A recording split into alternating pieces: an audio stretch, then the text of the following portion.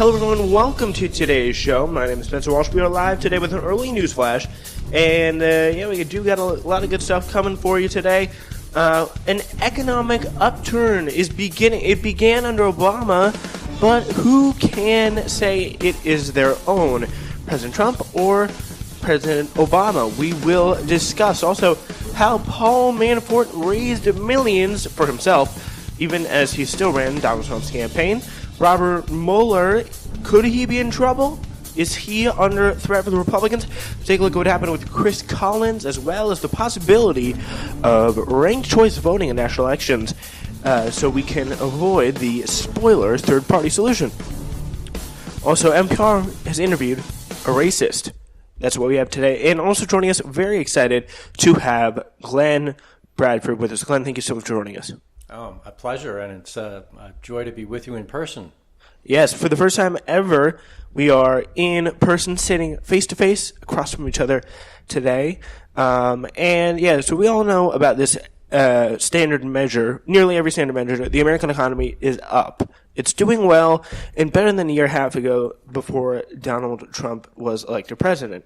If only the debate about who deserves most of the credit was as easy to judge. Americans' perceptions of economic prospects increasingly depend more on their political identity than statistics on output or stock markets. So each new economic report, whether the job figures or quarterly growth estimate, reignites a feud between Trump supporters and Trump critics over the economy. So the economy is obviously good, but what's your take on who deserves some of the credit? Well, I don't know.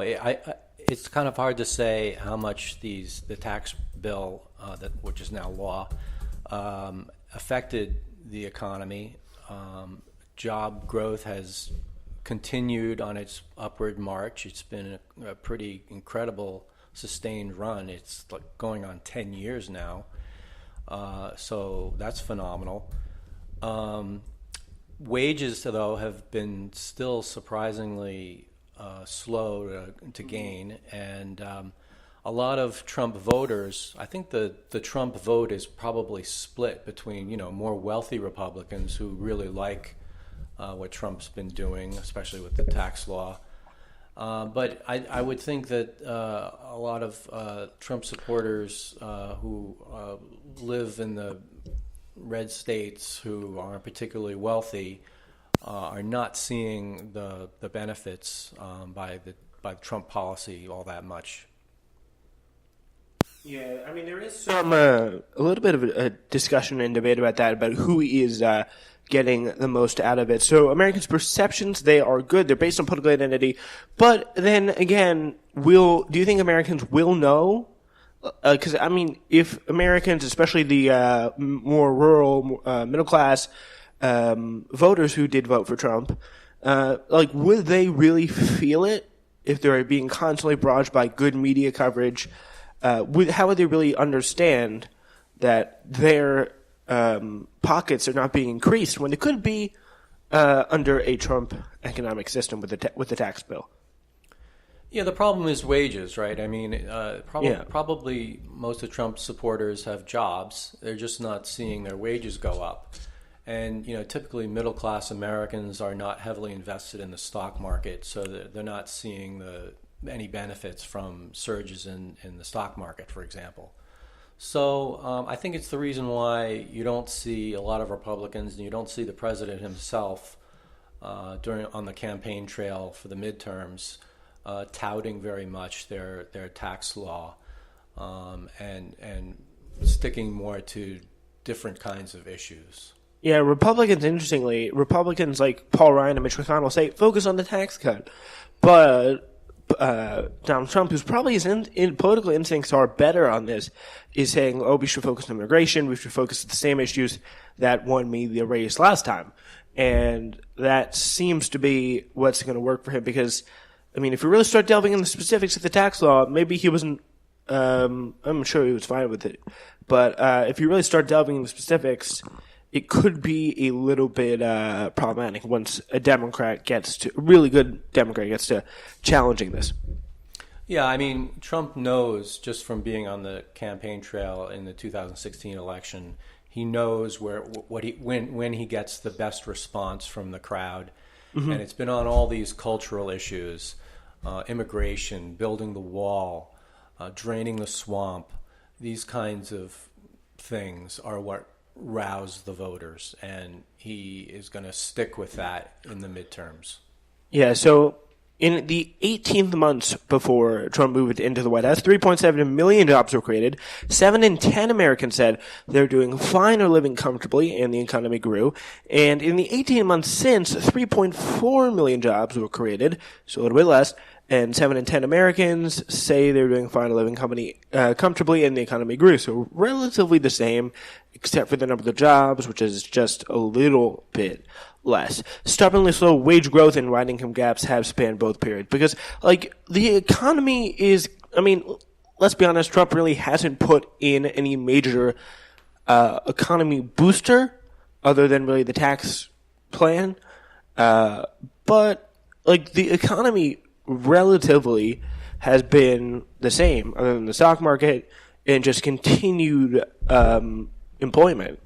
It's just getting to the same point. I tell me if I'm wrong. I really just don't see what Trump did still through 18 months to add to employment. Right, I kind of agree. If you take away his tax law, I would suspect that we'd still see growth in jobs and still seeing a lot of the good things that are happening in the economy. Those would probably still be continuing. I can see, corporations, major corporations, getting a lot wealthier with the tax bill. But so far, that hasn't really trickled down to the employees all that much. Yeah.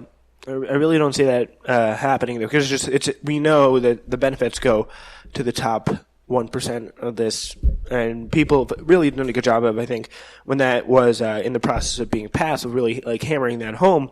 But also, it's just so hard to kind of break through the narrative on that, because it's just such a strong point of view. But I think the most important thing is here, really, neither of the two candidates have, Obama or Trump, have done really anything at all to address the last sentence in that paragraph that I just read from New York Times.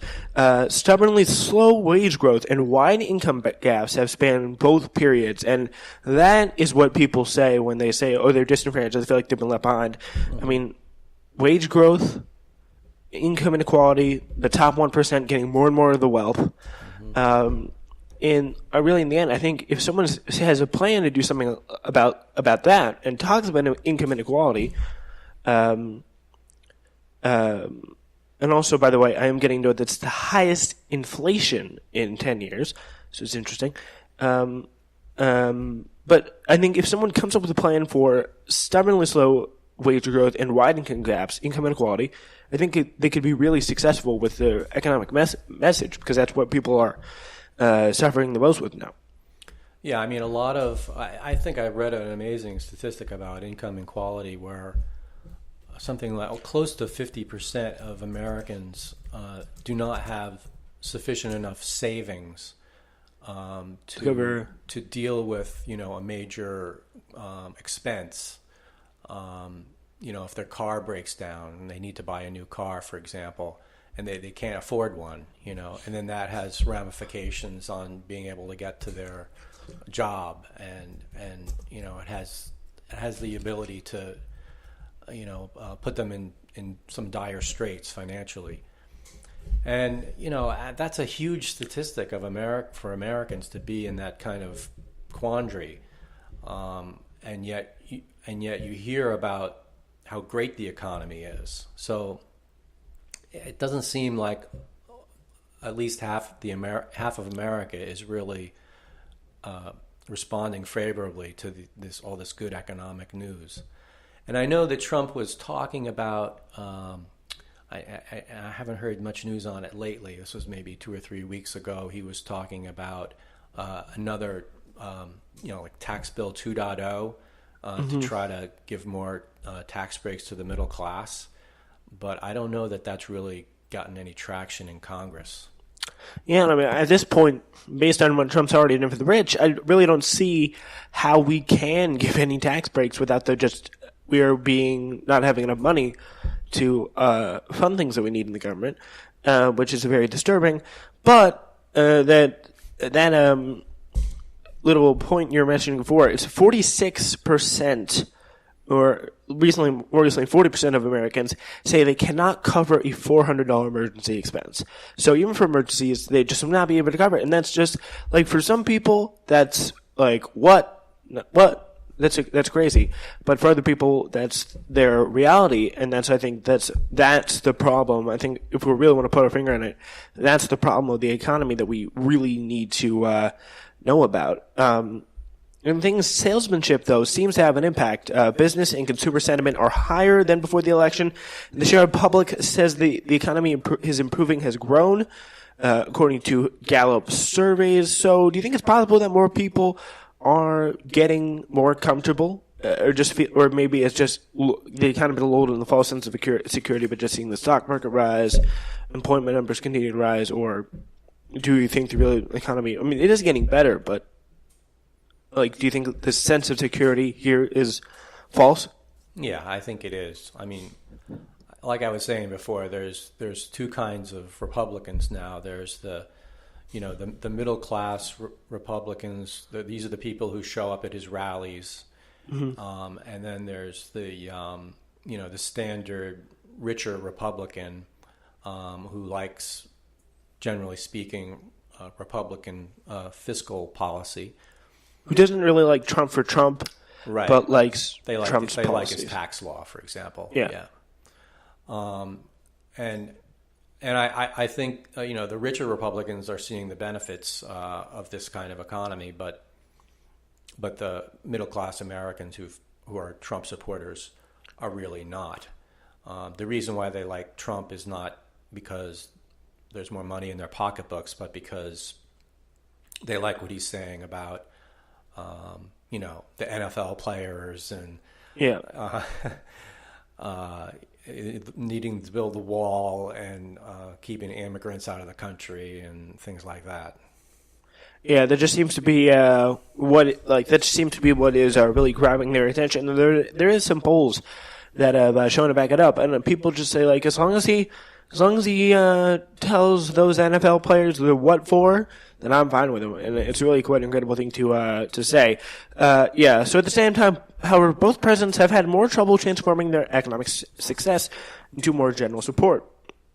For presidents as far back as Dwight D. Eisenhower, Mr. Obama is the only one whose approval ratings fell as consumer sentiment rose.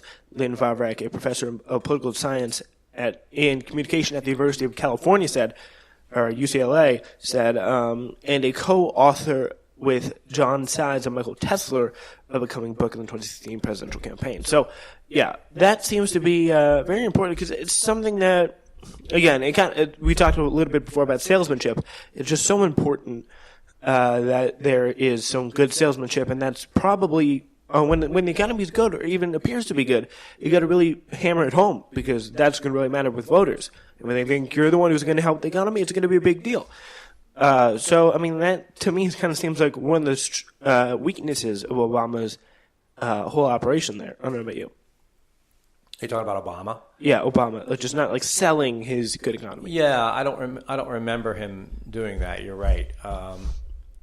I guess it just wasn't his style to do that. But he did get reelected, so his problem in his second term was that he lost the Congress and he couldn't really do anything except presidential orders. Yeah, that seemed to be the situation he had to live with for a period of time. All right, we're going to now move forward to Paul Manafort. There's a very interesting news story about him by Rosalind Helderman, Rachel Weiner, and Mark Fisher. So he was a valued customer of the Trump, and this is, by the way, in the Washington Post. He was a valued customer of the Trump organization who had spent $3.7 million to buy apartment 43G in Trump Tower. Have you heard about the story? I don't think I've read the story, but I am familiar with the fact